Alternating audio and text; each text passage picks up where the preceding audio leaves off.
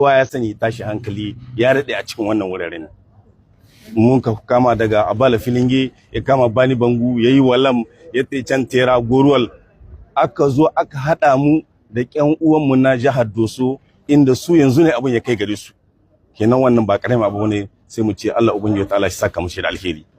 Wannan haɗuwa da muka yi haɗuwa ce ta alheri. Mu da matsaloli suka jima a gare mu can, mun ba su bayanin yayan da mun kai, musamman an ba da misali na Bani Bangu. Misalin Bani Bangu yaya na sun kai lokacin da matsaloli sun ishe su, yaya sun kai har yau suka zo inda suke.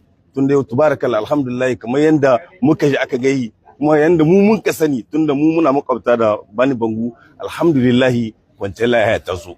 To wannan labarin da mutanen Bani Bangu suka bada, kwamiti na Bani Bangu suka ba ƴan uwanmu na jihan Gaya, ya sa su ma sun taso, su ma sun bada nasu labaruka, kuma wannan dama ce da aka samu da kowa ya gani lokacin da an ga zo an ga zamna kamar shiru ne ake.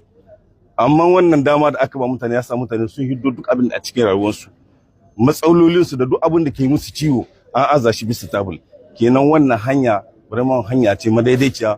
Mai shawarwari ne da musanyen bayanai mahalarta taron suka yi a gaban magabatan yankunan nasu na bariki da na gargajiya. Dukan wannan kuma a ƙarƙashin ƙoƙarin mai martaba Hambali da ke shirin sakayya wajen Ubangiji. Abin da muka ba da shawarori kamar misali mu da su Bani Bangu da su Goruwal, muka ce to kowa ya sani ba iya samun zaman lahiya in babu haɗin kai. Kenan abu na farko wanda ya kamata ƴan jihar Gaya su yi shine su zan uwa ɗaya uba ɗaya, su zan tsinciya maɗarmin ki ɗaya. Don wannan yaƙi na ta'addanci ba mu iya mu ci kanshi idan ba mu zan uwa ɗaya uba ɗaya ba. Tunda su terrorist abin da suke so su raba mu. Kenan mu bar zancen kabila kaza kabila kaza kabila kaza. Waɗannan kabiloli muna zama tare da su shekaru da shekaru, aru kakanni da kakanni muna zama lamu lafiya.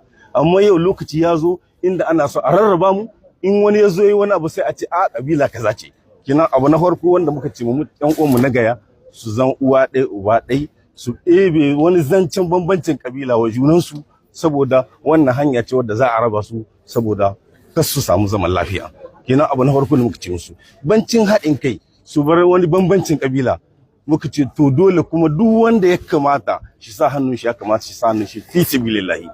Da ɗan jihar Gaya ne yana zaune a can garin Gaya, ko yana wata ƙasa ko yana nan Yamai, da malamansu